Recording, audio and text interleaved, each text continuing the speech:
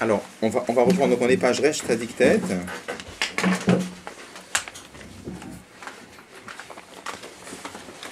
On est à peu près...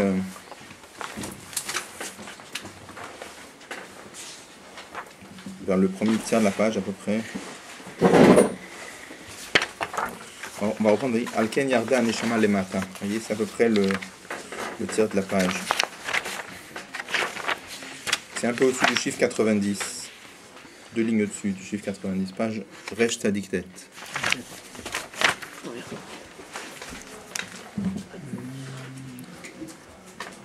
Ça marche là le... Oui, merci.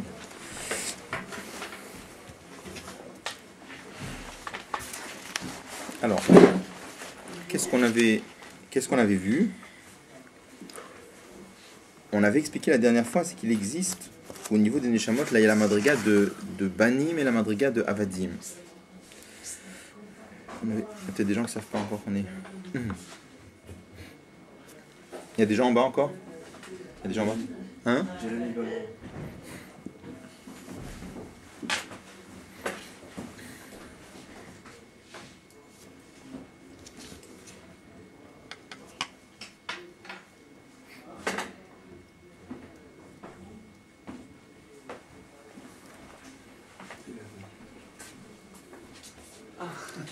À cause des matzot. C'est une place ici? Il y avait quelqu'un, je crois. Là, je vois pas de manteau. Peut-être là, celle-là. Peut-être là, je crois que là, il y avait quelqu'un. Ouais, là, il y a quelqu'un. Je crois que là, il y avait... Ouais, il y a quelqu'un. Là, il y avait personne, je crois. C'était moi. Ah, c'était toi, donc ouais, c'est bon. Là.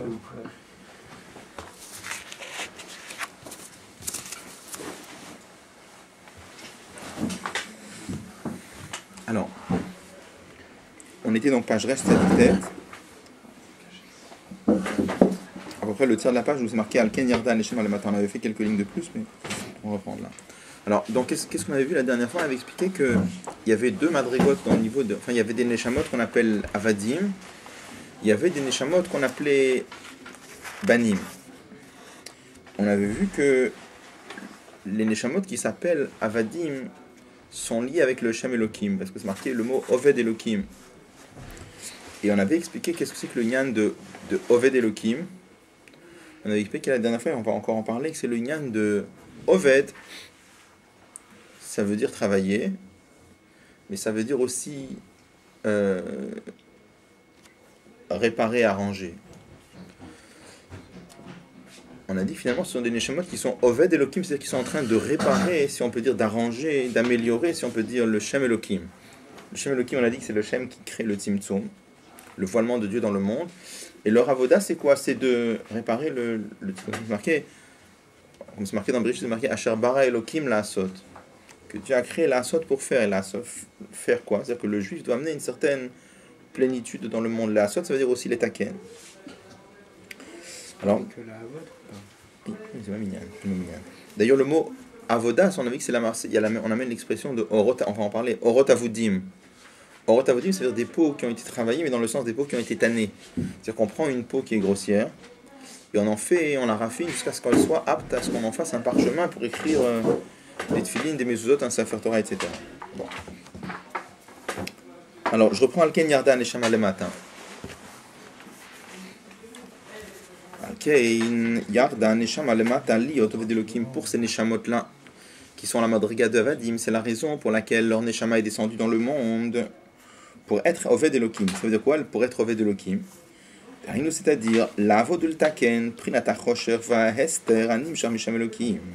C'est pour réparer l'obscurité qui découle du Shem Elohim. Comme le Shem Elohim crée un voile dans le monde, leur travail c'est quoi?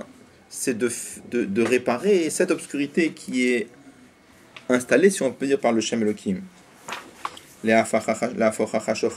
Pour transformer l'obscurité en lumière. On va expliquer tout de suite ce que ça veut dire transformer l'obscurité en lumière.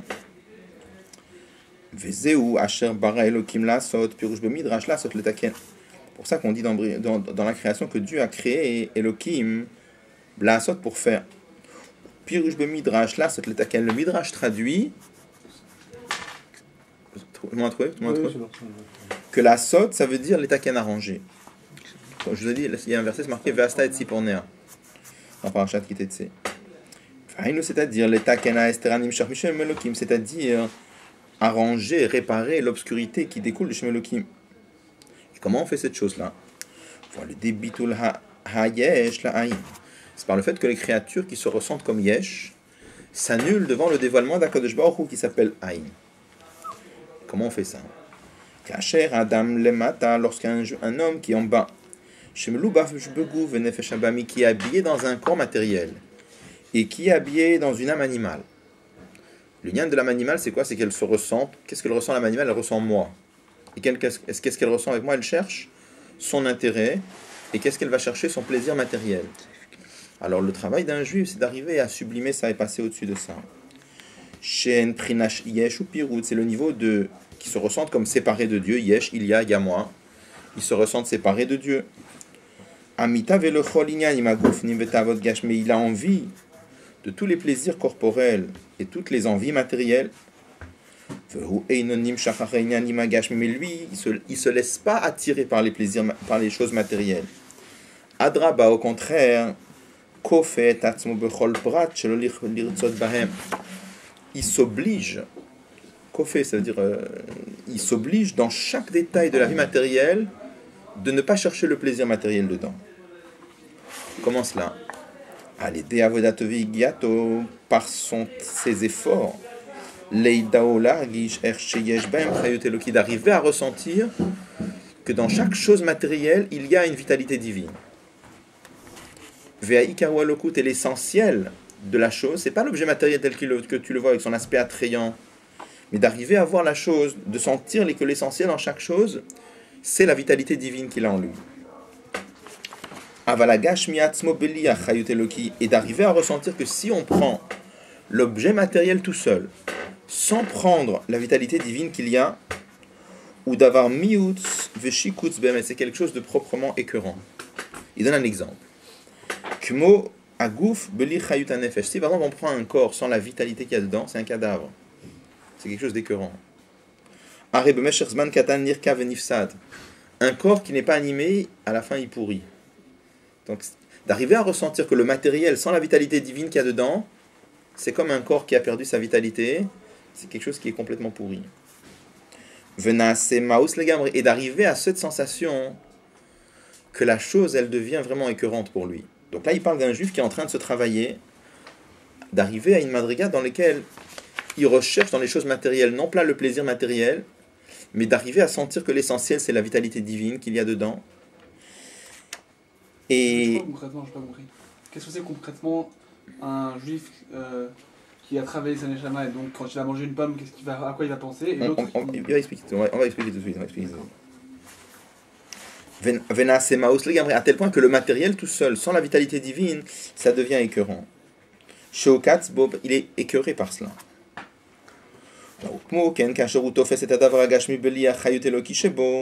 Et de la même façon, quand quelqu'un prend l'objet matériel sans prendre en considération que l'essentiel c'est la vitalité divine qu'il y a dedans, ça veut dire quoi prendre l'objet matériel sans prendre la spiritualité divine qu'il y a dedans?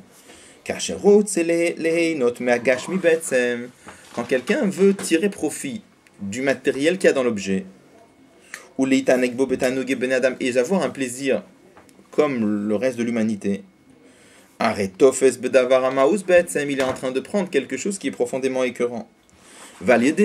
Et par le fait de réfléchir à cela, de ressentir cela, Poel benafsho, il travaille sur lui-même, il agit sur lui-même, de s'obliger dans toutes les choses matérielles, et d'arriver à désirer que la divinité qu'il y a dans l'objet matériel. C'est-à-dire, c'est-à-dire d'arriver à faire que toutes ces choses matérielles seront dans un seul but, d'arriver à le faire le Shem Shamaim, de le faire pour servir Dieu. Et une madriga encore plus haute, et d'arriver à reprendre la vitalité, pas de la matière, mais de recevoir sa vitalité de la divinité qu'il y a dans l'objet matériel. Comme il est écrit, comme c'est marqué que l'homme ne vit pas sur le pain, mais c'est marqué que que l'homme vit sur ce qui sort de la bouche de Dieu. Alors, ça, c'est le pshat simple du verset. Qu'est-ce qu'on veut dire là-bas dans la Torah? C'est un passage dans le Chumash. Qu'est-ce qu'on veut dire là-bas? Le pshat simple du verset, c'est que l'homme, pour vivre, ça ne suffit pas de manger du pain, mais il a besoin de ce qui sort de la bouche de Dieu. Il a besoin de la Torah. Ça, c'est le pshat simple. Il y a un pirouge du Harizal qu'on amène en Chassidut, que dans le pain, il y a deux choses. Il y a le pain, et il y a ce qui sort de la bouche de Dieu, c'est-à-dire la vitalité divine qu'il y a dans le pain. On dit qu'il l'homme ne vit pas sur le pain, mais l'homme vit grâce à la vitalité divine qu'il y a dans le pain. Validézé, alors, Messira la mode Vesterim de Shem Elohim, et grâce à cela, il arrive à enlever le voile de Shem Elohim. Bon, alors on va essayer d'expliquer un peu ce qu'il dit là. Donc il dit, d'un côté, il dit l'irfot et atzmo, c'est-à-dire d'arriver dans chaque détail de la vie matérielle. Il arrive à s'obliger de ne pas chercher le plaisir matériel qu'il y a dans l'objet, mais comment? Mais d'arriver à ressentir que l'essentiel de l'objet, c'est pas le matériel qu'il y a en lui, c'est la vitalité divine qu'il y a. C'est-à-dire, j'ai déjà expliqué la dernière fois que, à force de réfléchir aux choses, on arrive à s'imprégner et on arrive à voir les choses de cette façon-là. On a expliqué la dernière fois que tout le travail de l'homme, c'est de s'habituer à voir, à regarder le monde d'une certaine façon. Et quand on s'habitue à voir le monde d'une certaine façon, avec tous les efforts qu'on fait, on arrive vraiment à voir les choses comme ça. Et simplement, il faut changer ses repères. C'est-à-dire que toute personne se donne des repères qui lui permettent de percevoir le monde. Là, on nous explique quels sont les repères qu'on doit arriver à prendre. Le repère qu'on doit arriver à prendre, c'est d'arriver à sentir que dans chaque chose matérielle, il y a deux choses. Il y a l'objet matériel, mais il y a le koach Eloki qui est dedans. Un juif, qu'est-ce qu'il doit chercher quand il utilise les choses matérielles que Dieu lui a données, Dieu nous a placés dans un monde matériel? Il ne doit pas chercher le plaisir matériel, il doit chercher la vitalité divine qu'il y a dedans. Concrètement, ça veut dire quoi? Ça veut dire, par exemple, quand il mange une pomme, il ne doit pas chercher le plaisir matériel dans la pomme, même s'il y en a un, parce qu'on est quand même un être humain, le plaisir, il le ressent. Mais c'est pas ça qu'il doit chercher. Lui, il doit arriver à chercher le fait que, en voulant manger une pomme, pourquoi il doit vouloir manger la pomme? Il a dit le Shem Shamaim, c'est-à-dire pour avoir la force d'étudier la Torah, de pratiquer les mitzvot, d'éduquer sa famille dans le chemin de Torah et mitzvot. Et plus que ça encore, d'arriver, parce que là, il amène deux madrigot, c'est vraiment comme le Rabbi explique dans les sikhot, il y a Kol Masecha le Shem Shamaim, il y a Bechol Darach Echad Ehu. Dans tous tes chemins, connais-le. C'est-à-dire d'arriver à ressentir, il doit chercher la divinité qui est. Donc il dit vraiment, c'est deux madrigotes. De manger le Shem Shamaim, ça c'est une chose. Et ensuite d'arriver à sentir que la pomme, en quoi elle est importante, c'est le koach Eloki qu'il y a dedans. Ça veut dire quoi le koach Eloki qu'il y a dedans? Quand quelqu'un mange quelque chose, pourquoi ça lui donne la vie?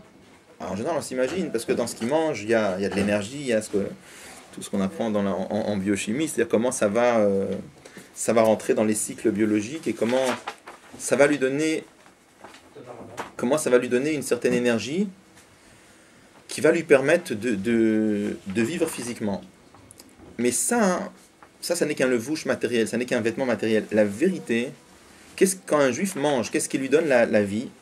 Ce qui lui donne la vie, c'est le koach Eloki qu'il y a dedans. Alors, ce koach Eloki, il est habillé dans dans le sucre, dans tout ce qui va nourrir la personne au niveau de l'énergie. Mais ça, c'est qu'un levouche, ça n'est qu'un vêtement matériel. À l'intérieur de ça, qu'est-ce qui donne vraiment la vie? La vie, c'est le koach Eloki, c'est la force divine qu'il y a dans l'alimentation.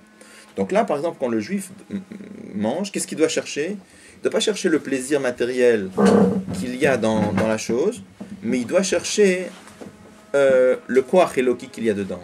Comment c'est possible d'arriver à ça? Ce qu'on a dit tout à l'heure. Il a dit, c'est pas juste que... C'est vrai qu'il est kofet atzmo, c'est-à-dire que c'est vrai que chaque fois, il s'oblige à chercher la spirituelle qu'il y a dans la chose.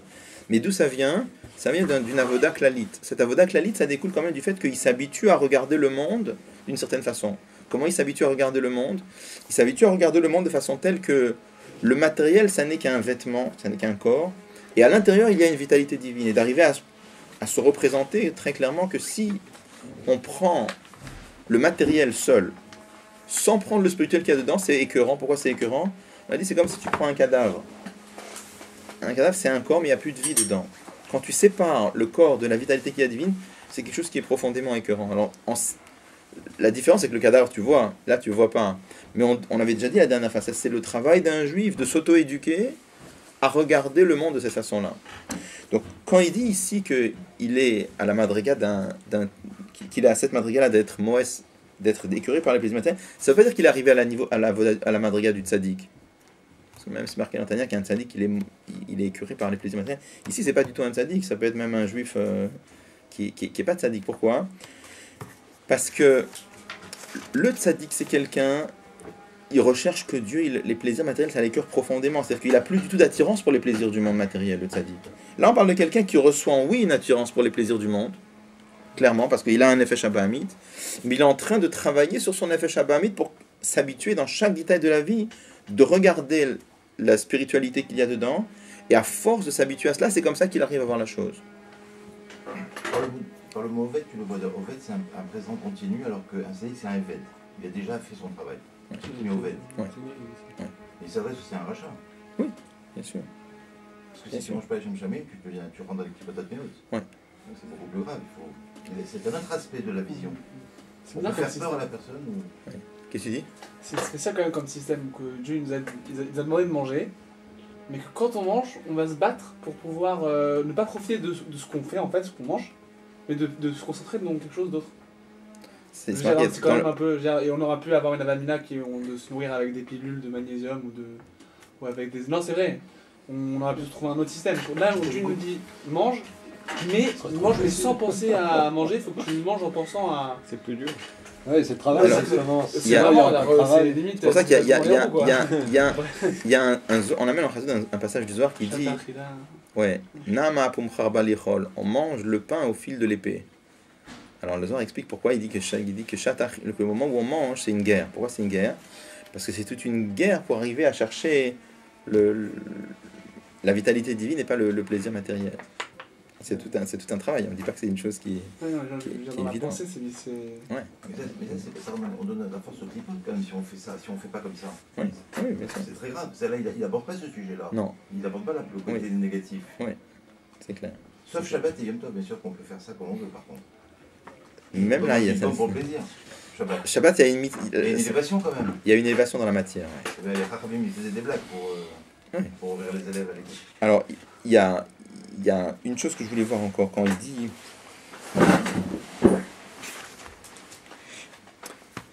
Donc, là, il parle, il amène les deux madrigotes. C'est une premièrement de manger le Shem Shamaim, et deuxièmement d'arriver à sentir le Koach Eloki qu'il y a dans sentir le Koach Eloki qu'il y a dedans, c'est déjà une madriga plus haute. C'est déjà ce qu'on appelle Bechol, parce que le Rambam amène le lien de Kol Masachel le Shem Shamaim, Bechol Darachecha De'eu, dans tous tes chemins connais le. Donc Rabbi explique que c'est vraiment deux madrigotes. Il y a une madriga, Kol Masachel le Shem Shamaim, ça reste Masecha, mais tu dois le faire pour servir Dieu. Après, il y a Bechol Darachecha De'eu, dans tous tes chemins connais Dieu. C'est d'arriver à sentir la présence de Dieu dans les choses matérielles.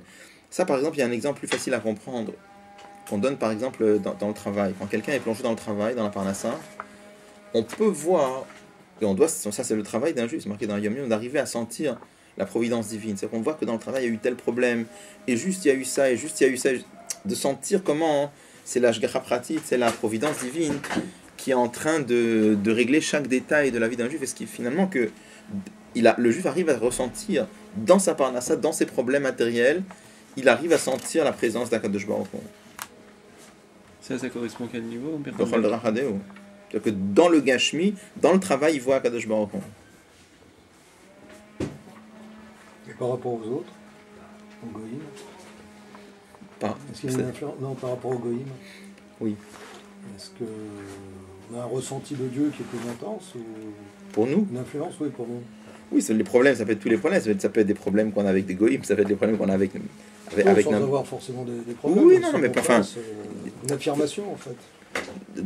d'arriver à sentir dans tout ce qu'on voit, d'arriver à sentir que c'est divin. Parce que je prends un détail, vous voyez, par exemple, c'est un détail qui peut paraître ridicule, mais quand vous voyez par exemple comment, je sais pas, au niveau des médias, tout le monde a la haine des Juifs et d'Israël, c'est impressionnant. On voit que c'est un yann Eloki, je veux dire, c'est pas quelque chose de rationnel. On sent que c'est absolument pas quelque chose de rationnel et de normal. D'accord ?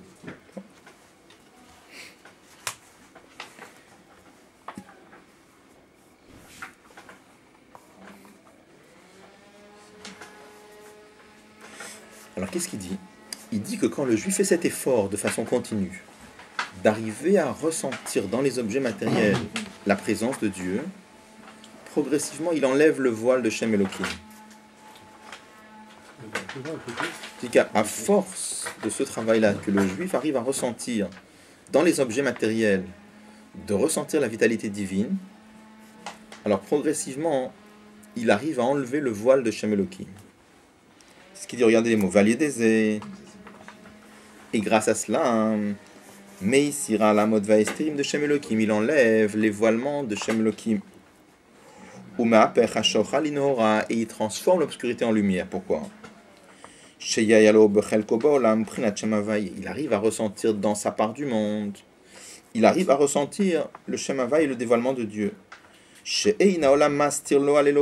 Pour lui, à force de s'habituer que dans chaque détail de la vie, il arrive à voir la vitalité divine qu'il y a dedans, et bien en vérité, le monde ne constitue plus un voile pour la divinité. Au contraire, dans chaque détail du monde, il voit que c'est-à-dire que finalement, il voit le monde comment, comme il va citer tout de suite, comme un machal pour Dieu.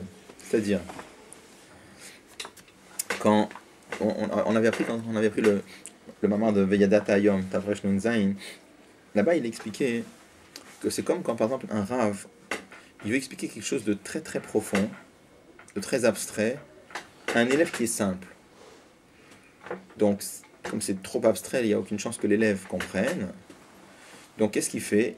Il utilise un machal, il utilise une parabole. D'accord? C'est ce qu'on est en train de faire. Là, on est en train de parler d'Akadosh Baruch Hu, comme c'est trop compliqué pour nous, on parle d'un maître et d'un élève. C'est exactement ce qu'on fait. Un maître et un élève, on comprend mieux que quand tu nous parles du dévoilement d'Akadosh Baruch Hu. Bon. Donc, l'élève, en vérité, qu'est-ce qu'il écoute? Il écoute le machal, il écoute l'exemple matériel que le maître est en train de dire.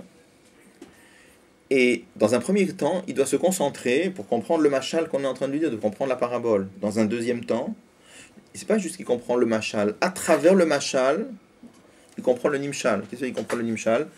C'est pas juste qu'il comprend l'histoire qu'on lui a racontée. Il veut comprendre l'idée qu'on veut lui faire passer avec cette parabole. C'est ça qu'il arrive à capter. Et plus il s'approfondit dans le machal, dans la parabole, plus il voit à combien la parabole elle était adaptée et comment chaque détail du machal dévoile un certain détail dans le nimshal. C'est-à-dire qu'il arrive, plus il s'approfondit dans l'image que le maître a donnée, plus il se rend compte à combien le machal il est précis et comment chaque détail du machal dévoile, explique un autre aspect dans l'idée qu'on veut transmettre. La même chose aussi là-bas, il explique que le monde matériel, c'est comme un machal pour le dévoilement d'Akadosh Baruch Hu. Et quand un juif s'approfondit dans le monde matériel, il peut arriver à sentir comment chaque détail du monde matériel est un nimshal pour la divinité. Alors pour expliquer ça un peu mieux, je voudrais d'abord expliquer quelque chose d'autre.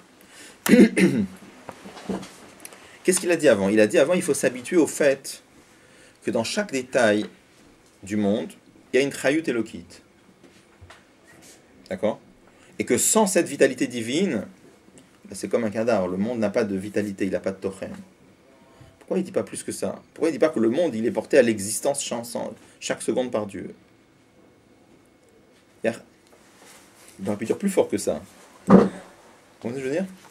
Je répète. On a déjà eu l'occasion de voir, il y a deux choses. Il y a chayut et il y a itavut. Il y a la fait que la force divine, quand elle crée le monde, elle fait deux choses. Elle donne la vitalité au monde, elle donne l'existence au monde, et elle lui donne la vitalité, c'est deux choses.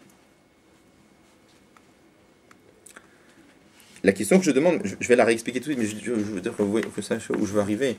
Là, il parle de chayut. La question que je demande, pourquoi il ne parle pas d'itavut? C'est beaucoup plus fort. C'est le même niveau. Oui, mais C'est pas le même niveau. La chayut et l'itavut, c'est pas le même niveau d'Akadosh Baruch Hu.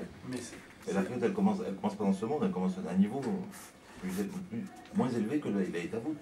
L'itavut, tu viens du Shem Havai. oui, mais ça passe par le Shem Elohim quand même. À la fin, ça passe le Dvar Hashem. Dans Tanya, comment il dit? Dans Tanya, quand il parle du Dvar Hashem, il dit Mehave ou Mechaye. Pour le Dvar Hashem, la parole de Dieu, il dit Mechaye ou Mehave partout. À la fin, même que ça vient de plus haut, mais ça passe par le Shem Elohim. Oui. Parce que c'est lié à la Svara qu'il est en train de dire. Oui. Alors, c'est ça que je vais expliquer. Pourquoi c'est lié à la Svara? C'est chaque détail, c'est lié à Shem Elohim. C'est lié à Chayut. Alors, ça va être une conséquence. Mais je voudrais expliquer plus que ça. Avant, ça va être après. Ça, c'est ce à quoi je veux arriver. Avant ça, je voudrais expliquer autre chose. Donc, je voudrais juste expliquer d'abord la notion de Chayut et Itavut, pour que vous compreniez bien la question. Dans Tanya, hein, qu'est-ce qu'il explique au début quand vous prenez le Shara Yichud Va'emuna dans le premier Perek de Shara Yichud Va'emuna, qu'est-ce qu'il explique là-bas? Il explique le pirouche du Baal Shem Tov sur le mot Leolam Hashem Dvar HaNitzav Bashamayim. Toujours ta parole, Dieu se trouve dans le ciel. Ça, c'est un pasuk dans Teilim. Le Baal Shem Tov a expliqué qu'est-ce que ça veut dire toujours Dieu, ta parole se trouve dans le ciel. Il explique que le Dvar Hashem, la parole divine qui sert à faire exister le ciel, il faut que chaque seconde elle se trouve dans le ciel, parce que si elle quittait le ciel une fraction de seconde, il n'y aurait plus de ciel. Donc ça, il traduit les mots Leolam Hashem Dvar HaNitzav Bashamayim. Toujours Dieu, ta parole se trouve dans le ciel. Après, il généralise, il dit c'est pas que pour le ciel, c'est pour toutes les créatures. Dans toutes les créatures, il y a une force divine qui la fait exister du néant chaque seconde. Et si la force divine quittait le monde une fraction de seconde, la création, il n'y aurait plus de création. Toutes les créatures, c'est comme ça. Donc il explique ça. Donc ça, cette force divine, c'est quoi? C'est la force qu'il y a dans les 10 paroles avec lesquelles Dieu a créé le monde. La Asar Mamarot Shebaim Nivra Olam. En bas de la page, là-bas, quand vous prenez la première page de Shara Yichud Va'emuna, il demande une question. Il dit V'af shelo. Il dit par exemple, pour la pierre. La pierre, elle a une vitalité divine. Et la vitalité divine, c'est son nom, c'est le mot Even. Les 3 lettres Aleph, Bet, Nun, ça fait vivre la pierre. Après, il demande la question V'af shelo uskar shem Even ba'asara mamarot. Même si le mot Even ne figure pas dans les 10 mamarot, dans les 10 paroles de la création, alors il répond, mais ça vient par, il y a des systèmes de permutation de lettres, de changement de lettres, d'inversion de lettres. On peut induire le mot Even avec les 10 mamarot. Et pareil pour toutes les créatures. Bon. A priori, c'est pas très compréhensible. Pourquoi c'est pas très compréhensible? Quand quelqu'un annonce un chidouche et qu'après il demande une question, dans tous les livres des Gdolé Israël, comment ça marche? La question, c'est une question contre le chidouche qu'il vient de dire. Toujours c'est comme ça. Quand Tosfot, par exemple, dans la Gemara, il dit quelque chose, après il demande une question, si c'est dans le même Dibur Amatril, c'est pas une question qui n'a rien à voir avec avant. La question qu'il demande, c'est une question sur ce qu'il vient de dire. Et si on ne comprend pas le rapport, il faut se casser la tête pour chercher un rapport. Toujours. Sinon, c'est un autre Dibur Amatril dans Tosfot. D'accord? Donc là, hein, quand l'Admor Azaken, il a annoncé un chidouche du Baal Shem Tov. C'est quoi le chidouche du Baal Shem Tov? C'est de ne pas s'imaginer que Dieu a créé le monde une fois pour toutes il y a 5773 ans, hein, mais que chaque seconde, Dieu recrée le monde. Ok. Après, il demande une question, on fait Shelo Uskar Shem Even Batora. Il n'y a pas le nom Even Batora. Ok, d'accord, il n'y a pas le nom Even Batora. Alors en quoi c'est une question sur le Baal Shem Tov? C'est une question comment Dieu a créé le monde, même la première fois, comment il a créé la pierre Bichlal. C'est-à-dire au début il parle de Chayut, après de Itavut. Donc, vous comprenez la question ou non? Hein? Non. Alors je répète la question. Le chidouche du Baal Shem Tov, a priori, c'est quoi le chidouche du Baal Shem Tov? Le chidouche du Baal Shem Tov, c'est que la création du monde, elle ne se fait pas une fois pour toutes, mais elle se fait chaque seconde. Ok, on a entendu, très bien. Et il explique dans Perek Bet pourquoi il faut dire ça. Là, il annonce, mais il n'explique pas pourquoi. C'est dans Perek Bet qu'il explique pourquoi. Bon. Après, il demande une question là-dessus. Ve'af shelo uskar shem even batora. Mais voilà que dans la Torah, il n'y a pas le mot even. Parce que ça part du passo. Alors. C'est pour ça qu'il dit ça. Il doit expliquer pour even, par exemple. Oui, mais je comprends. Mais ça, donc j'ai une question. La question, c'est pas comment Dieu recrée chaque seconde la pierre. Ma question, c'est même la première fois comment Dieu a créé la pierre, puisqu'il n'y a pas le mot pierre dans la Sarah Mamarot. Donc c'est pas lié avec le chidouche du Baal Shem Tov, c'est une question, c'est une question, on est d'accord, c'est une question. C'est une question comment la pierre a été créée puisqu'elle ne figure pas dans les Asara Mamarot. Mais c'est pas une question contre le chidouche du Baal Shem Tov. Le Baal Shem Tov, il nous dit qu'il y a que Dieu renouvelle le monde chaque fraction de seconde. Et là-dessus, il demande Va'af shelo uskar shem even batora. Vous comprenez la question que je demande? C'est Rabbi qui demande, c'est pas une question. C'est une question du Rabbi, d'accord. C'est-à-dire, c'est pas une question. A priori, quand il demande ça, c'est pas une question contre le Baal Shem Tov. c'est une question en général sur comment la création du monde elle a été faite. Le but de Tania, c'est pas d'expliquer la création du monde, ça c'est une affaire de la Kabbalah d'expliquer la création du monde. Le but de Chassout, c'est d'expliquer l'unité de Dieu. D'accord? Ça va? Alors pour ça, le Rabbi explique qu'en vérité, dans la première pérek de Shara Yichud Emunah, il y a deux chidushim du Baal Shem Tov. Si vous regardez dans les mots là-bas, il y a deux chidushim. C'est quoi les deux chidushim? Premièrement, que Dieu renouvelle le monde chaque fraction de seconde, comme on l'a dit tout à l'heure. Mais il y a un deuxième chidush. Le Baal Shem Tov, il dit là-bas, si vous regardez les mots, il dit qu'il y a une chayut qui est melubash torkol nivra. Il y a une vitalité qui est habillée dans chaque créature. Quand il dit par exemple le Lam Hashem Dvar Hanisav Hashem, il dit c'est une vitalité qui est habillée dans le ciel. Donc c'est un deuxième chidouche. Pourquoi c'est un deuxième chidouche? Parce qu'on aurait pu imaginer qu'il n'y a pas une vitalité spécifique habillée à l'intérieur de chaque créature. On aurait pu imaginer que Dieu a voulu qu'il y ait un monde, il a prononcé 10 paroles, et avec ces 10 paroles, ça a créé tout, sans être obligé de dire qu'il y a une vitalité divine à l'intérieur de chaque créature. Parce que quand on dit que ça s'habille dedans, je comprends que c'est pas la même dans chaque créature. La vitalité divine qu'il y a dans un arbre, c'est pas tout à fait la même que celle qu'il y a dans un animal, et c'est pas la même que celle qu'il y a dans... Et dans les animaux, entre la vache et le mouton et le cheval, c'est pas tout à fait la même vitalité divine, etc. Chaque créature aura une énergie divine différente qui s'habille à l'intérieur. D'accord? Donc, si vous regarderez après dans Shara Yichud Emunah, les mots qu'il dit, le Rabbi explique qu'il y a deux chidushim du Baal Shem Tov. Il y a un chidush que le monde est porté à l'existence, bechol rega verega. Ça, c'est un chidush. Il y a un deuxième chidush, pas simplement que le monde est porté à l'existence chaque fraction de seconde, mais autre chose. Que dans chaque créature, il y a un koach Eloki différent dans chaque créature qui est melubash dedans, qui s'habille dedans. Et la question qu'il demande là-bas, c'est une question sur le deuxième chidush du Baal Shem Tov. Puisque le Baal Shem Tov nous dit que dans chaque créature, il y a un koach Eloki différent, là j'ai une question où je trouve une vitalité différente pour le Even, pour la pierre. Et là il répond que ça s'est fait avec les permutations de lettres, etc. Bon, oui. C'est le lien de Memale Soleil, en fait. Là-bas, il parle tout en Memale, là-bas, non, parce qu'il parle de Dvar Hashem. D'accord? Ce que vous voulez me dire, ce que Michel voulait dire avant. Mais je dis que c'est marqué que même la Hitavut qui se fait par Memale, c'est Bekoar Sovev, mais ça se passe par le Memale quand même. Bon. Est-ce que ça va, ça? Alors, de là, vraiment, on explique qu'il y a deux... Après, vous regardez dans le Perek Bet, il explique clairement qu'il y a deux Gdarim. Il y a deux notions. Il y a le fait de Hitavut, de créer le monde, ex nihilo, ça s'appelle Hitavut. Et après, il y a un Chayut, le fait de lui donner la vitalité.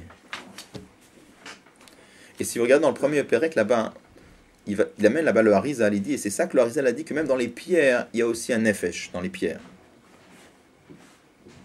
Il dit, c'est quoi le Nefesh qu'il y a dans la pierre? C'est la vitalité divine qu'il y a dedans. Alors, juste, je vais expliquer pourquoi tu dis, quel chayut il y a dans la pierre? Dis que la pierre, elle est portée à l'existence. Quel nefesh il y a dans la pierre? Tu me dis, une nefesh dans un animal, je veux bien. Une nefesh dans une plante, ça grandit, ça se multiplie, je veux bien. Mais quel nefesh dans une pierre? Dis que c'est itavut, quel chayut? Non, il dit clairement nefesh. Donc, il y a deux moussagim différents. D'accord? Donc, il y a chayut et il y a itavut. Et d'ailleurs, dans le deuxième pérek, là-bas, il dit, Valzenema, ve'ata mechayet kulam. C'est toi qui fais vivre tout. Il dit Al-Tikre Mechaye et la Mehave. Il ne faut pas lire Mechaye, il faut lire Mehave. On sait toujours que quand on dit Al-Tikre, ça ne vient pas effacer, ça vient rajouter. D'accord? Donc il y a les deux. Al-Tikre Mechaye et la Mehave. Donc il y a Mechaye, il y a Mehave. Tu fais vivre et tu fais exister. Mais à la fin, dans le pasuk, c'est marqué Mechaye et ce n'est pas marqué Mehave. D'accord? Alors quel est le lien? Alors, juste, le Rabbi explique pourquoi le Baal Shem Tov il parle les deux choses. Pourquoi le Baal Shem Tov il dit cette notion, il donne ces deux chidushim là, que le Dvar Hashem il crée le monde chaque seconde, ça c'est expliqué clairement dans Tania. Mais pourquoi est-ce qu'il faut dire qu'il y a aussi une vitalité spécifique dans chaque créature? Et pourquoi à partir du deuxième point du Baal Shem Tov, ça éveille la question dans Tania? Parce que si tu me dis, si j'acceptais que le premier point, c'est-à-dire que Dieu a créé le monde chaque seconde, ok, tu as un problème, comment la pierre elle a été créée? Je sais pas, il y a eu 10 mamarim klalim, et ces 10 mamarim klalim, ils ont tout créé. Et ces 10 mamarim klalim, ils renouvellent. J'ai pas de problème sur le renouvellement. Le problème que j'ai, c'est puisque le Baal Shem Tov nous dit que dans chaque créature, il y a une vitalité divine qui est Meloubash, qui est habillée à l'intérieur de lui et qui est différente dans chaque créature, où je trouve la chayut de la pierre. En fait, ça peut dire que les trou notes, elles commencent pas dans ce monde, elles commencent dans Abaye, dans Elohim. Voilà. Alors, ça, je voudrais expliquer. Donc, il y a deux... Regardez. Si je prenais simplement que Dieu fait exister le monde chaque seconde. Une chose qu'il faut comprendre d'abord.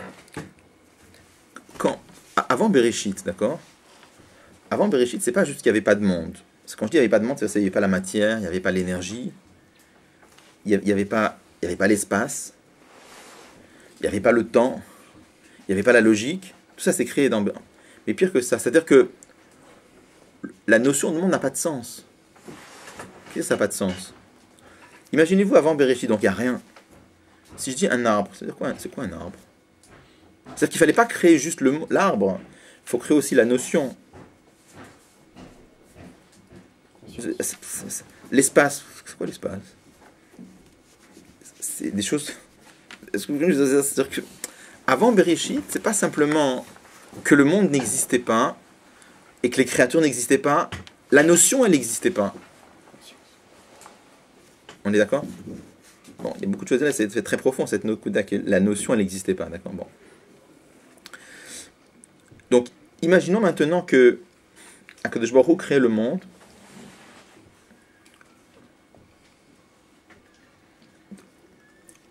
Je vais essayer de l'autre côté. On va parler du monde. Dans chaque créature, il y a deux choses. Il y a le fait que ça existe. Et tout. Et il y a le fait qu'est-ce que c'est. Donc, par exemple, l'eau, ça existe, oui. Le feu, ça existe, oui. Le bois, ça existe, oui. Tout ça, ça existe. L'existence est à peu près la même. Ça existe. Maintenant, il y a autre chose. Il y a qu'est-ce que c'est? L'identité, c'est quoi? L'eau, c'est quelque chose qui a tendance à descendre du haut vers le bas. Comme la Gemara dit, le feu, et l'eau, par exemple, ça colle les éléments ensemble. Le feu, c'est quelque chose qui sépare, c'est quelque chose qui a tendance à monter vers le haut. C'est-à-dire que chacune des créatures, il a son identité, il a ses caractéristiques, il a... Qu'est-ce qu'il est? Ça s'appelle Nefesh. Prenez-nous par exemple, chacun, on comprend ça mieux chez un homme. Quelle différence entre un homme vivant et un homme qui n'est pas vivant, que Dieu préserve? C'est pas juste que ça c'est... Il bouge et celui-là il bouge pas, c'est pas ça la différence. C'est que quand la Neshama elle se trouve dans le corps, qu'est-ce que la Neshama elle donne au corps? Elle lui donne une entité, c'est quelqu'un. Quand il est plus vivant, ben c'est juste un corps.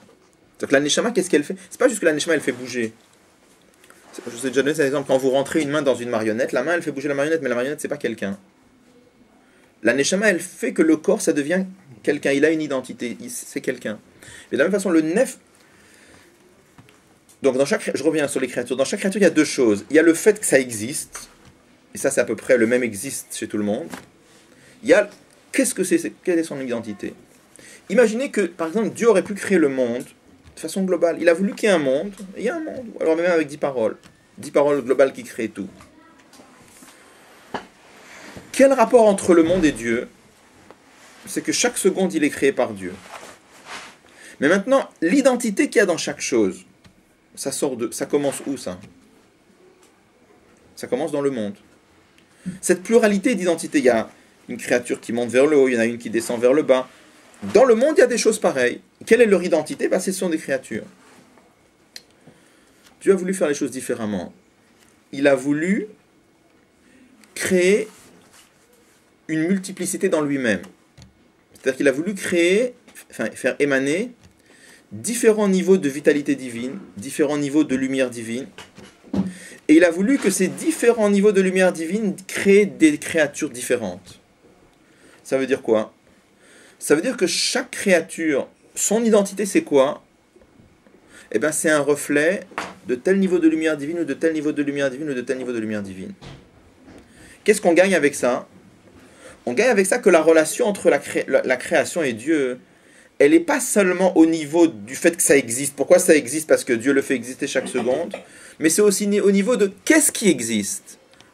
Ça, c'est un truc qui monte vers le haut, ça, c'est quelque chose qui descend vers le bas. Pourquoi c'est comme ça? Parce que Dieu a créé comme ça. Je dis non. Avant que Dieu crée, dans la divinité même, il y a différents niveaux de lumière. Et ces différents niveaux de lumière se reflètent dans différentes créatures. Ça, c'est Chayut. Il y a Itavut, le fait de porter à l'existence, et il y a Chayut. Ça, c'est un chidouche du Baal Shem Tov. Le Rabbi dit que c'est ça le chidouche essentiel même. Oui. Alors, juste, si j'ai bien compris, quand on va analyser des propriétés des éléments qui sont dans ce monde-ci, on peut savoir c'est quel reflet de Dieu sont leur marqueur Eloki qui les a créés. Oui. Et comment on fait le lien? C'est le Machal et Nimshal. C'est Machal et Nimshal. C'est-à-dire que par exemple. Comment je sais que l'eau ça a été créé par le Chesed et le feu par la. Il faut apprendre Chassidut pour voir ça. Ah d'accord, c'est des trucs qui. C'est marqué par exemple que l'eau qui descend vers le haut et qui colle, c'est un dévoilement de Chesed. Le feu qui monte, l'eau qui descend vers le bas, je veux dire, le feu qui a tendance à monter, c'est un dévoilement, c'est une expression de la Gvura. Dans les fruits, c'est marqué il y a des fruits sucrés, il y a des fruits acides. Les fruits sucrés, c'est un dévoilement du Chesed d'Akadosh Baruch Hu. Les fruits acides, c'est un dévoilement de la Gvura d'Akadosh Baruch Hu, etc. Bon. Alors, donc, ça c'était pour expliquer la notion de Chayut et Itavut. Il y a un chidouche du Baal Shem Tov dans Itavut qui est Bechol Rega Verega. Et le chidouche essentiel du Baal Shem Tov, c'est que chaque créature a une Chayut Elokit. C'est ça qui dit que dans les pierres, il y a un Nefesh. C'est l'identité de la pierre. L'identité de la pierre, c'est quoi? C'est un reflet de ce Koach Eloki qui l'a fait exister. Et c'est son émet, c'est le émet de la pierre. Oui. Vous pouvez peut-être dans la phrase. Parce que je dis, le Baal Shem Tov, quand il parle il dit là-bas que dans une pierre, il y a un Nefesh. Quel Nefesh dans la pierre? Il dit, parce que l'identité de la pierre, le Tochen, le contenu de la pierre, c'est quoi? C'est ce niveau de Koach Eloki qui l'a fait exister. C'est propriété en fait. Ça s'exprimera dans les propriétés. Les propriétés sera un des aspects. Sera un des aspects. D'accord. Donc en résumé, ça c'est pour dire que cette pluralité qu'il y a dans la création, parce que a priori tu peux dire comment il y a pluralité dans la création, c'est pas un problème. Dieu il est Kol Yachol, il peut créer, même si lui il est un, il peut créer pluralité. On te dit c'est pas comme ça qu'il a fait, il a voulu faire autrement. Il a voulu d'abord induire une pluralité en lui-même, avec Esser Sphirot, avec les différentes combinaisons de lettres, etc. Et ensuite, il a créé un monde qui est un reflet de cette pluralité. D'accord? Donc finalement, alors, je voulais répondre déjà à la première question qu'on avait posée tout à l'heure. Là, il commence à dire qu'on doit s'imaginer que dans chaque créature, il y a une Chayut Elokit. J'ai demandé la question tout à l'heure, pourquoi il ne parle pas de la Itavut? Pourquoi il parle de Chayut? Hein? Que la première c'est une Chayut, c'est donc il a une Itavut. On explique que non, pour la Hitbonenut qu'on veut, c'est ce que tu disais tout à l'heure. Pour la Hitbonenut dont on parle ici, c'est plus efficace Chayut que Itavut. Pourquoi? On dit à un juif, regarde, t'as une pomme ou t'as un objet matériel. Bonenut, c'est quoi? Réflexion. Dans la réflexion qu'on explique ici, Chayut est plus efficace que Itavut. Pourquoi? Parce que qu'est-ce qu'on veut dire à un juif? On veut dire à un juif, t'as un objet matériel, ne cherche pas le côté matériel, cherche la chayut, la vitalité, le côté divin qu'il y a dedans. Si on parlait de Hitavut, on dit à quelqu'un, tu sais quoi, hein, l'objet matériel que tu es en train de manger, fondamentalement, il n'existe pas. Chaque seconde, Akadosh Baruch Hu, il le crée. Il va te dire, ok, mais la seconde où je l'ai, à la seconde où Akadosh Baruch Hu, il le crée. Donc je peux en profiter. Te dit non, c'est Chayut qui est beaucoup plus efficace. Chayut, ça te dit quoi? Chayut, ça te dit à la seconde où il existe. Parce que ça te dit, ok, il y a la seconde où il n'existe pas, et chaque fraction de seconde, Akadosh Baruch Hu le renouvelle. Cette réflexion-là, elle est insuffisante pour ce qu'on veut obtenir ici.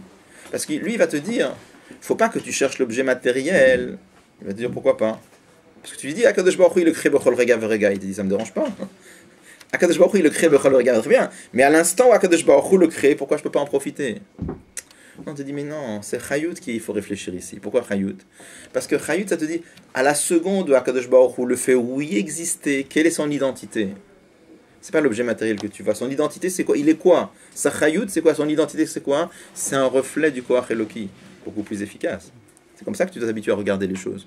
Parce que sinon, ça va pas marcher. Tu t'habitues à regarder que le monde, fondamentalement, il n'existe pas, mais chaque Akadosh Baruch Hu le tire du néant chaque seconde. Il va dire, ok, mais la seconde où Akadosh Baruch Hu le tire du néant, c'est un monde. Non, on te dit oui, mais il a une chayut aussi. C'est quoi chayut? C'est pour ça qu'il insiste sur cette notion de chayut. Il y a plusieurs endroits aussi. Vous pouvez le voir par exemple dans un des mamarim qu'on avait appris dans le Chamar Libi de Éther. Là-bas, il dit clairement, il dit, à part le fait que Dieu le crée chaque seconde, il dit clairement le lien de chayut. On voit qu'il y a une volonté de parler du lien de chayut et pas itavut. Parce que c'est beaucoup plus efficace par rapport à la Nekuda qu'il veut expliquer ici.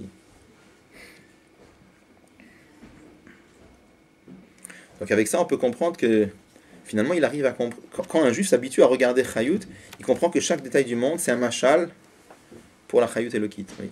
Il y a quelqu'un qui ne connaît pas le lien entre la propriété d'un objet et le makor et l'oki, qui est sa source.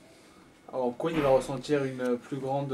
Même si tu ne connais pas exactement quel est le makor, comme Adam Arishon qui sentait le makor dans chaque chose, et c'est pas grave. C'est-à-dire, à la fin de savoir que le fait qu'il est comme ça, c'est un reflet d'une certaine chayut, même si tu ne sais pas quelle est la madriga exacte. Tu comprends ce que je veux dire? C'est pas grave. Ce qui est important, c'est de savoir le fait que la créature, elle est comme ça et comme ça et comme ça, c'est un reflet d'une certaine madriga. Même si je ne sais pas exactement si c'est Netzach Shebot, chez Big Vora, etc. C'est pas très grave. C'est l'idée en général. Et avant le Baal Shem Tov, comment il faisait quand il n'avait pas le fait du Baal Shem Tov avec la Chayut? Ça c'est une question. On peut demander à beaucoup de niveaux. Tu peux dire par exemple, tu prends par exemple, quand le Rambam a dit par exemple que Dieu c'est pas du feu. D'accord? Bon. Le Rambam a écrit par exemple celui qui pense que quelqu'un c'est du feu, c'est un hérétique. D'accord? Bon. Si vous regardez sur place, le Ravad, Rabbi Avraham Ben David, il dit Kama gdolim imenu alchu bezu derech. Il y avait des gens plus grands que le Rambam qui ont marché dans ce chemin-là. Donc le Rabbi explique, c'est bizarre d'abord. Bon. Et alors c'est sûr que le Ravad il est d'accord que Dieu n'est pas du feu. Mais simplement, le Ravad n'était pas d'accord de dire que quand quelqu'un pense que Dieu c'est du feu, c'est un hérétique, le Ravad n'était pas d'accord. Pourquoi hein? Parce que comme dans la Torah, le Rabbi explique, comme dans la Torah c'est marqué qu'Hachem le kecha esh ochlaou, car Hachem est un feu, si quelqu'un a compris un passou de la Torah au pied de la lettre, tu peux pas l'accuser d'être un hérétique. Bon, ça c'est le... Alors maintenant, le Rabbi explique, c'est sûr qu'aujourd'hui que le Rambam nous a dévoilé une chose pareille. Si quelqu'un il va penser que Dieu c'est du feu, ça sera un vrai hérétique. D'accord? Bon. Juste en passant, vous savez que ça c'était une des raisons pourquoi on a brûlé le Sefer Hayat, et pourquoi il y a des gens qui avaient brûlé le Sefer Hayat, c'est à cause de ça, entre autres. Bon. Alors tu vas demander comment les gens ils faisaient avant le Rambam. Alors, on voit que... Alors, alors à tous les niveaux, mais c'est-à-dire, il faut savoir que le dévoilement de la Torah, toute la Torah a été donnée sur le Har Sinaï, mais ensuite ça a été, au fur et à mesure des générations, il y a des tzadikim qui sont venus et qui ont explicité plus le dévoilement. Et au fur et à mesure du temps, les choses ont été de plus en plus explicites. Et ça même, ça fait partie du programme divin. C'est-à-dire que HaKadosh Baruch Hu a voulu qu'il y ait un temps où on ait les idées peut-être pas aussi claires, ou alors, il y avait des neshamot pour lesquels, qui étaient à un niveau tel qu'ils n'avaient pas besoin qu'on leur dise les choses de façon aussi claire. C'est-à-dire que c'est lié. C'est-à-dire que c'était pas aussi clair que ça, et ça les dérangeait pas. Ils avaient un niveau, c'était un niveau de neshamot où même s'ils n'avaient pas les choses aussi clairement que ça, c'était pas dérangeant pour leur avoda. Aujourd'hui, on a vraiment besoin de savoir ça, parce que si on voit que si quelqu'un il sait pas ça, il va avoir 1 milliard de questions, et ça peut l'amener je sais pas où. D'accord? J'ai bien compris, l'Aït Avoud, ça n'exclut pas le fait que ce soit Gashmi, c'est ça? Oui. Alors la Chayut, ça l'exclurait. Parce que Chayut, ça donne l'identité. L'identité de cet objet Gashmi, c'est quoi? C'est cet aspect divin. Et si tu prends que le Gashmi, c'est comme si tu prends un cadavre, un corps sans neshama. Donc le Chayut n'exclut pas quand même le Gashmi. Oui, bien sûr, parce que Dieu le crée Bechol, Rega Verega, et il crée quoi? Un objet Gashmi. Donc ça reste plus efficace, mais on peut dire la même chose que dans l'Aït Avout. C'est que Bechol Rega Verega, il y a quand même un objet Gashmi, et pourquoi je pourrais pas en profiter? Parce que sa Chayut, tu le prends sans sa Chayut, c'est quelque chose de dégoûtant, c'est ce qu'on avait dit. D'accord. De s'habituer, c'est une auto-éducation qu'on doit avoir. De regarder le monde avec cette paire de lunettes, c'est pas évident. C'est tout un travail qu'on doit faire sur soi. Ce qui est dégoûtant, c'est de prendre qu'une part de l'objet, en fait, c'est ça? Oui. D'accord.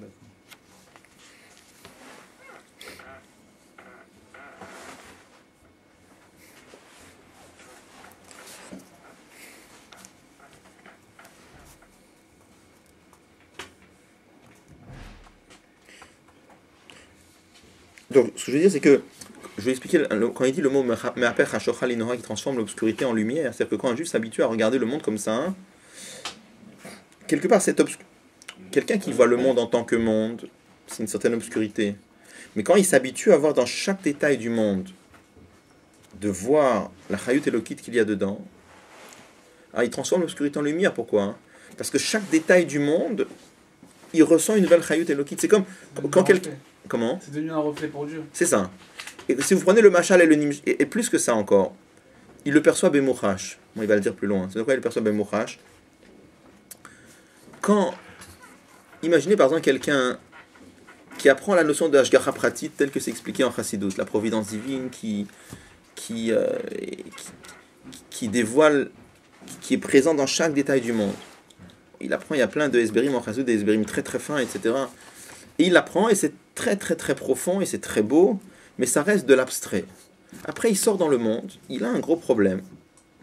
Et il voit que juste il y a ça, et juste il y a ça, et juste il y a ça, et le problème est résolu. Là, qu'est-ce qui se passe? Là, il a une perception du Giloy Eloki Betor Gashmiut Haolam. C'est-à-dire que quelque part, il a le dévoilement plus de façon concrète, plus bemouchash. C'est comme, prenez l'exemple tout à l'heure de l'élève qui ne comprend pas les choses abstraites. Quand tu lui expliques avec un machal gashmi, il comprend. Mais il comprend quoi à la fin? C'est pas il comprend juste l'histoire que tu as racontée. Il comprend le nimshal, il comprend l'idée. Mais il le comprend bemouchash, c'est-à-dire il le comprend dans son lachon à lui. Nous aussi, c'est pareil. Quand on voit Hashgacha Pratit dans les choses du monde, on comprend la Hashgacha Pratit pas dans les mamarim de Chassidut, on comprend la Hashgacha Pratit dans les nyanim du monde. C'est-à-dire que quelque part, c'est Itapra Chashoch Halinora, on transforme l'obscurité en lumière, dans le sens où le dévoilement, il est beaucoup plus concret. D'accord? Chashoch Halinora, c'est un chat particulier pour ici, mais en général, c'est ça le chat. Selon les endroits, c'est pas la même chose, parce qu'il y a beaucoup de madrigot dans Itapra Chashoch Halinora. On va parler de l'autre côté de la page, il va parler d'une autre madriga encore, on va parler. Voilà.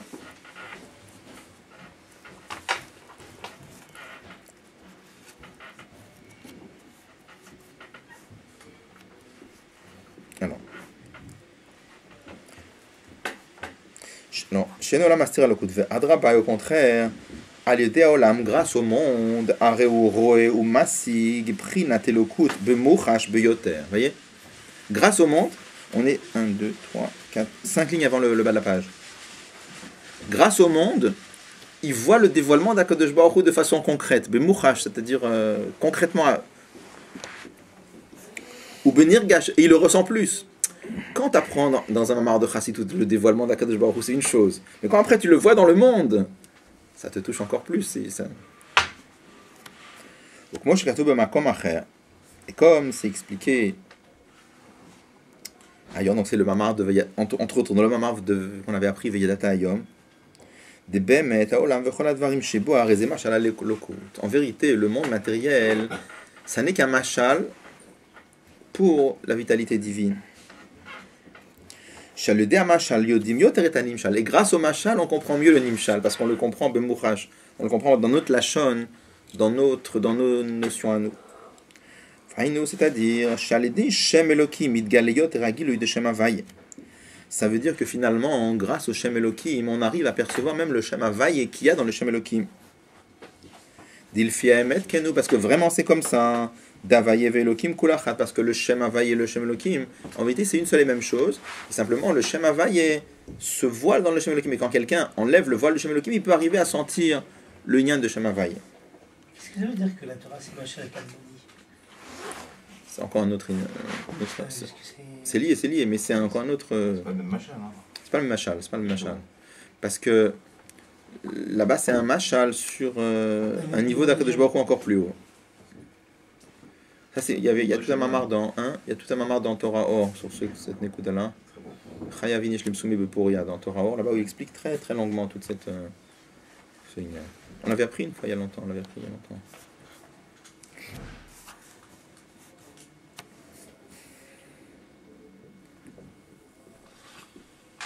Mais c'est l'Hashgacha Pratit qui t'amène à une situation de voir le Nimshal. Parce que j'ai vu comme ça des fois dans des sujets où on voit que quand tu sors dans le monde, Kadosh Baruch Hu, il fait en sorte que toi tu vois. Il te montre la chose. Il y a plusieurs. Ça passe par une avoda, parce que là on parle d'une avoda. Mais Mais des fois, on peut avoir un tel route que Dieu te montre la chose. Il y a plusieurs situations, mais en général, un juif doit s'habituer à voir.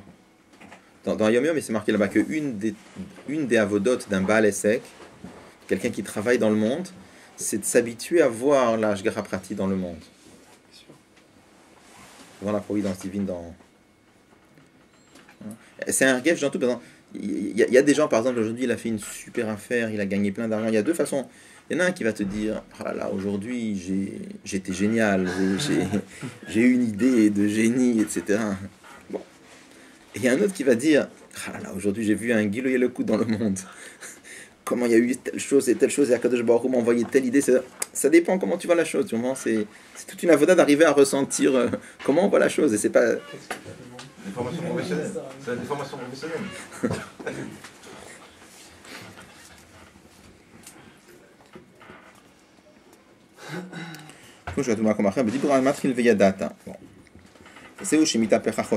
Et c'est pour ça qu'on dit que l'obscurité se transforme en lumière. Chez Adraba, au contraire, à l'aider Alvushim de Shem Elohim, Meir lo beyot ergil de Shem Havaï, grâce au Shem Elohim, il perçoit encore plus le Shem Havaï. Et pourquoi? Parce qu'il le perçoit ben Mochaj. Vezé Inyan, et c'est ça la notion de Oved Elohim. On dit qu'il est Oved Elohim. Milachon Orot Avudim. C'est la notion quand on parle, le même mot que Orot Avudim, quand on parle de Tané des peaux. Des Ibudaor ou chez Metakno. Qu'est-ce que ça veut dire? Ibudaor, c'est qu'on fait un tikkun sur la peau, on arrange la peau. Car Haor ou Inyan Kotnot Or de Klipat Noga. De la même façon aussi, la notion de peau, ça représente le voile de Klipat Noga qu'il y a dans le monde. C'est-à-dire que là, il ne rentre pas, mais c'est marqué parce qu'au début dans Bereshit, c'est marqué que Dieu a créé dans le monde pour Adam Arishon et Chava Kotnot Or. Alors c'est marqué dans les Sfarim de Kabbalah et c'est expliqué en Chassidut que cette notion de Kotnot Or, c'est le voile de Klipat Noga, le fait que c'est un certain voile d'Akadosh Baruch Hu dans le monde. Donc il veut expliquer simplement que le fait que le mot Oved Elohim, on le relie avec Ibud Orot, parce que Ibud Orot c'est un lachon de la Mishnah, d'accord, dans Shabbat. Ibud Orot. C'est pas juste parce qu'on a attrapé le mot Ibud. C'est lié avec le tochen de Ibud Orot. Parce que Ibud Orot, ça veut dire le Ibud, le travail de raffiner Klipat Noga.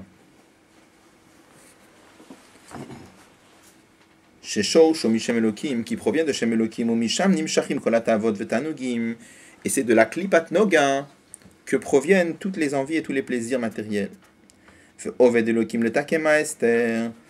Et le travail du juif, c'est de travailler le Shem Elohim, va le désénim, Chartosefet Or, et ça lui amène un supplément de lumière. Avec ça, il arrive à avoir un nivellement plus fort. Grâce à ça, il a plus. Pourquoi plus fort? Parce que c'est plus Bemochash. Et aussi parce qu'il a un dévoilement de Shem Havaï. Yaakov Avdi, c'est pour ça qu'on l'appelle Yaakov Avdi, Yaakov mon serviteur. Ainu Prinat Oved Elohim.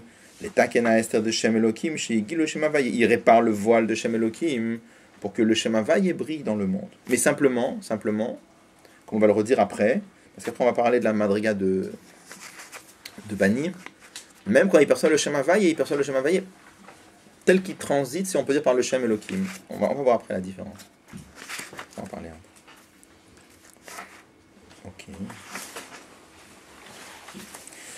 Bon, il nous reste encore un petit peu pour terminer. Si Dieu veut, j'espère qu'on pourra le terminer la prochaine. Alors, dimanche prochain, je ne serai pas là.